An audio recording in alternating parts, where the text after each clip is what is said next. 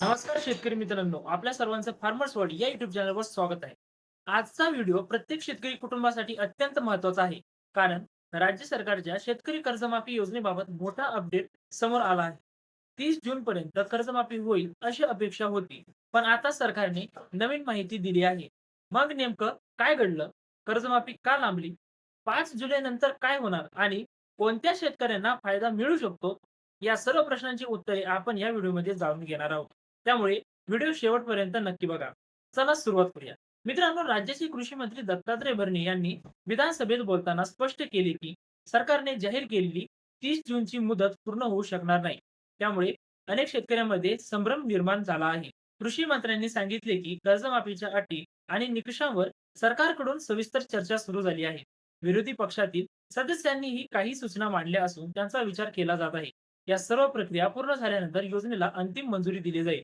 यानंतर प्रस्ताव राज्यपालांच्या मंजुरीसाठी पाठवला जाईल. ही प्रक्रिया पूर्ण झाल्यानंतर 5 जुलै नंतर कर्जमाफीची अंमलबजावणी सुरू होईल, अशी माहिती कृषी मंत्र्यांनी दिलेली आहे.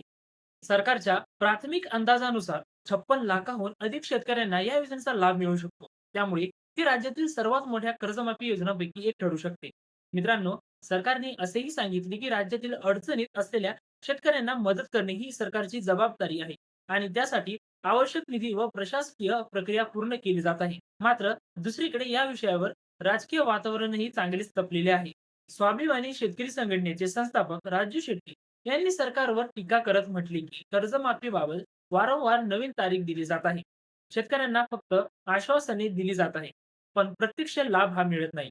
त्यांच्या मते सरकारने निकष आणि अटी कमी करून तातडीने कर्जमाफी लागू करावी. कारण 30 जून नंतर अनेक शेतकरी पुन्हा थकबाकीदार ठरण्याची शक्यता आहे. त्यामुळे काही शेतकऱ्यांना इतर योजनांचा लाभ मिळण्यातही अडचणी येऊ शकतात. मित्रांनो, या संपूर्ण घडामोडीमध्ये एक गोष्ट लक्षात ठेवणे महत्वाचे आहे. सध्या सरकारने कर्जमाफी सुरू झाल्याची घोषणा केलेली नाही. सरकारने फक्त प्रक्रिया अंतिम टप्प्यात असल्याचे सांगितलेले आहे. त्यामुळे सोशल मीडियावर फिरणाऱ्या कोणत्याही अफवांवर किंवा बनावट याद्यांवर विश्वास ठेवू नका. जोपर्यंत शासनाकडून अधिकृत शासन निर्णय किंवा लाभार्थ्यांची यादी जाहीर होत नाही, तोपर्यंत संयम बाळगा आणि फक्त अधिकृत माहितीलाच महत्त्व द्या. शेतकरी मित्रांनो, आमच्या फार्मर्स वर्ल्ड या चॅनलवर आम्ही कर्जमाफी, पीक विमा, नमो शेतकरी योजना, पीएम किसान, हवामान, कृषी योजना आणि शेतकऱ्यांसाठी उपयुक्त सरकारी अपडेट्स सर्वात आधी आणि सोप्या भाषेत देण्याचा प्रयत्न करतो. म्हणून अशाच महत्त्वाच्या अपडेट्ससाठी आमच्या चॅनलला सबस्क्राईब करा, व्हिडिओला लाईक करा आणि व्हिडिओ आपल्या इतर शेतकरी बांधवांपर्यंत नक्की शेअर करा. तुमचे मत काय आहे? 5 जुलै नंतर कर्जमाफीची प्रक्रिया प्रत्यक्षात सुरू होईल का? तुमचे मत खाली कमेंटमध्ये नक्की लिहा.